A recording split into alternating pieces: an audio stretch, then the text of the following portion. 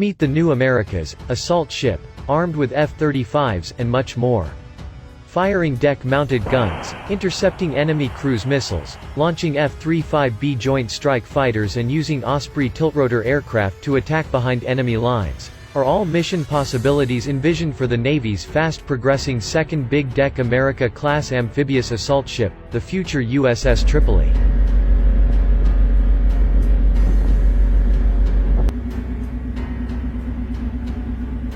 Washington, D.C. Firing deck-mounted guns, intercepting enemy cruise missiles, launching F-35B Joint Strike Fighters and using Osprey tiltrotor aircraft to attack behind enemy lines, are all mission possibilities envisioned for the Navy's fast-progressing second big-deck America-class amphibious assault ship, the future USS Tripoli LHA-7.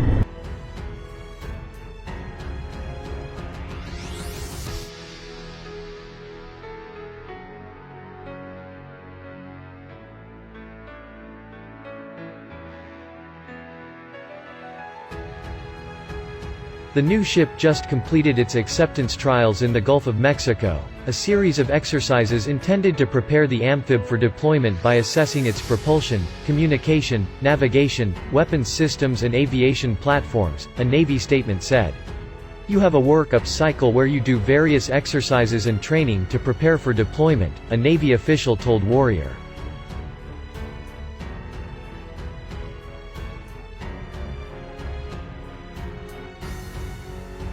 The first America-class amphib, the USS America, has been operational for a while now. The America-class amphibs are engineered to carry Marine Corps attack units, F-35B short takeoff and landing Joint Strike Fighters, Osprey tiltrotor aircraft, CH-53 Super Stallions and UH-1Y Huey helicopters. Designed as aviation-centric amphibs, the first two America-class ships do not have well deck for amphibious vehicles but rather are engineered with a larger hangar for aircraft, increased storage for parts and support equipment and additional aviation fuel capacity to support a higher op tempo. The third America-class ship, the now under construction LHA-8, will bring back the well deck for amphibious operations.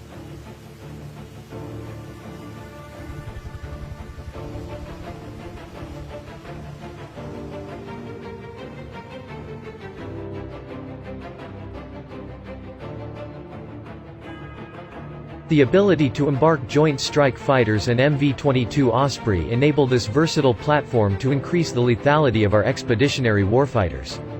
Tom Rivers, Amphibious Warfare Program Manager for Program Executive Office Ships, said in a Navy report.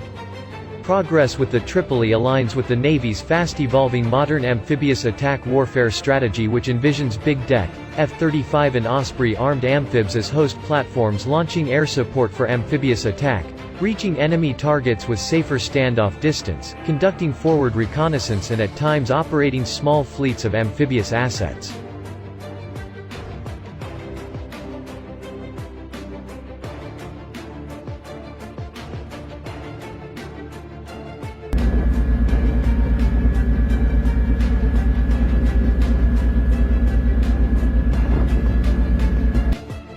Since potential adversaries now have longer-range weapons, better sensors, targeting technologies and computers with faster processing speeds, amphibious forces approaching the shore may need to disperse in order to make it harder for enemy forces to target them.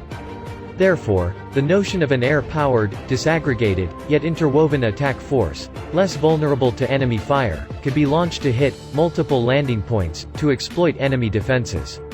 Execution of this new strategy is, depending upon the threat, also reliant upon fifth-generation aircraft. The Corp F-35B, now operational as part of Marine Corps Air-Ground Task Forces aboard the USS Wasp and USS Essex, is intended to provide close air support to advancing attacks, use its sensors to perform forward reconnaissance and launch strikes itself. The success of an amphibious attack needs, or even requires, air supremacy. Extending this logic, an F-35 would be positioned to address enemy air-to-air and airborne air-to-surface threats such as drones, fighter jets or even incoming anti-ship missiles and ballistic missiles. The idea would be to use the F-35 in tandem with surveillance drones and other nodes to find and destroy land-based enemy defenses, clearing the way for a land assault.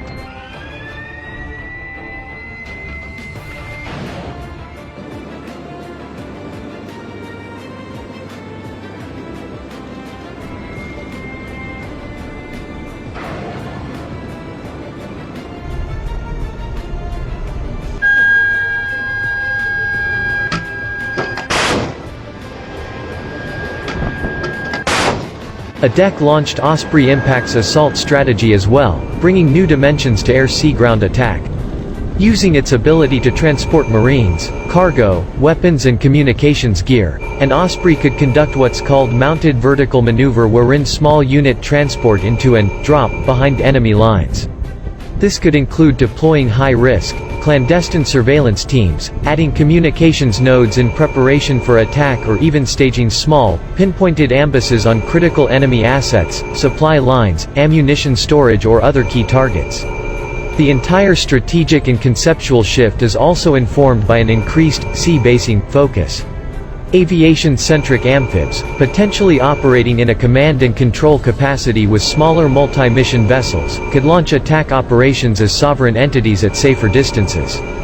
Senior Navy officials have explained that larger, host ships, would operate as seaports, hospitals, logistics warehouses and sea bases for maneuver forces.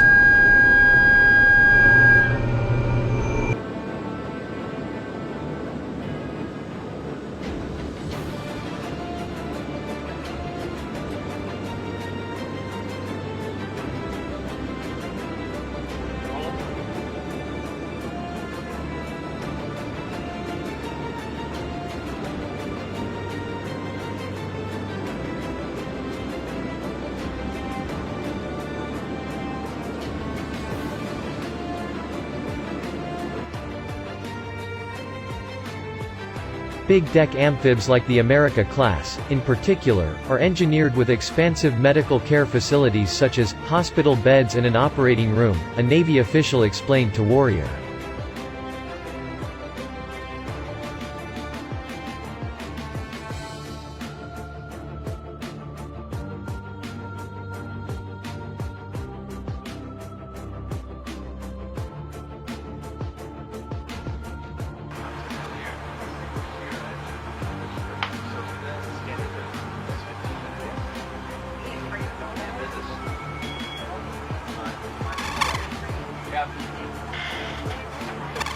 Basically, the only thing I heard was